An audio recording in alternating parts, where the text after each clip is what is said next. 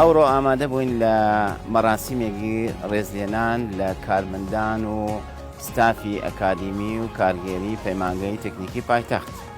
بەڕاستی ڕۆژێکی زۆر پیرۆز بوو، چونکە بە هەوڵ و تێکۆشانی ئەو بەڕێزانە ئەو پەیمانگە ڕۆژ بە دوای ڕۆژ بەرەو پێشکەوتن دەڕوا.